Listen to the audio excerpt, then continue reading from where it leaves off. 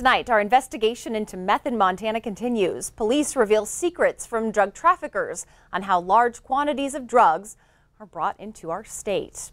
Switches and hidden compartments are often found by police when they stop a massive drug load traveling on Montana's Drug Superhighway.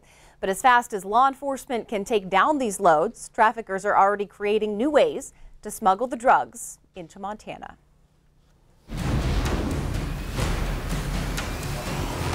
Methamphetamine. It's being distributed in large quantities to Montana, and it's driven here. Mexican cartels use our interstate system as a drug superhighway. An increased level of violence. Lieutenant Brandon Woolley with the Billings Police Department sees it all too well. It's coming straight out of Mexico. So you're getting high purities, 98, 99% pure methamphetamine. Violent crimes statewide have increased 34%. In Billings, meth-driven crimes have increased by 75%. For over 2 years, Woolley led the Eastern Montana High-Intensity Drug Task Force. His goal? To dismantle drug organizations.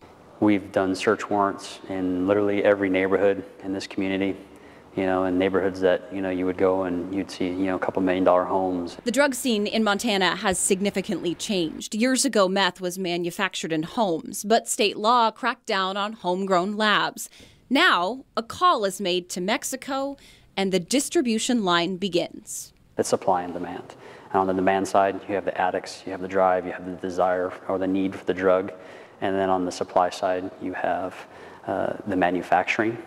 And then you have the distribution hubs, you have the traffickers to get it to place. In Billings, drug seizures exceed any other in our state. Billings has always had a pretty healthy appetite for meth. But the Eastern Montana Drug Task Force is making progress in taking down drug operations. Just this year alone, to date, there are over 120 pounds of methamphetamine and over $600,000 in bulk cash seizures. Still, violent crimes continue to plague the city, meaning there's more work to be done.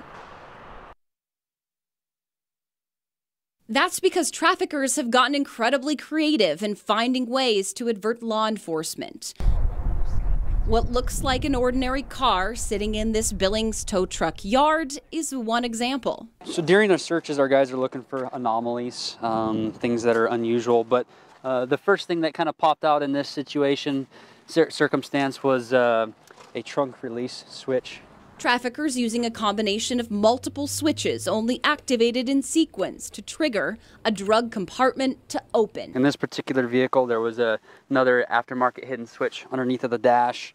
And then when our guys did it, I think there was some type of use of either like a blinker or the heater gauge going all the way over. If this vehicle was pulled over and there's a roadside search, if an officer's going through quickly, not taking his time, he probably would likely miss this. Drugs were hidden in the cavity of this car, under the seats, extending from the dash all the way to the trunk. Enough to get several pounds of drugs. And this particular vehicle was used to cross the border into Mexico and come back up to Montana, likely several times. Traffickers using Montana's interstate to make illegal profits off our community. Here we are on that corridor, 1, 2, we do have kind of a large rate of, some lower income that ends up turning to the drug use, whether it be for mental health care because they're self-medicating or just the drug itself. Montana's first lines of defense in the meth epidemic are police force. They know they have their work cut out for them. You look at all of our violent crimes, most of our homicides are methamphetamine related. Majority of our officer-involved shootings, methamphetamine related. And if you were able to, in a magic world, carve that out, I think you would have a lot less problems. The Eastern Montana High-Intensity Drug Task Force was recently awarded for their work in taking down and dismantling drug cartel activity in Montana. But of course, their work still continues.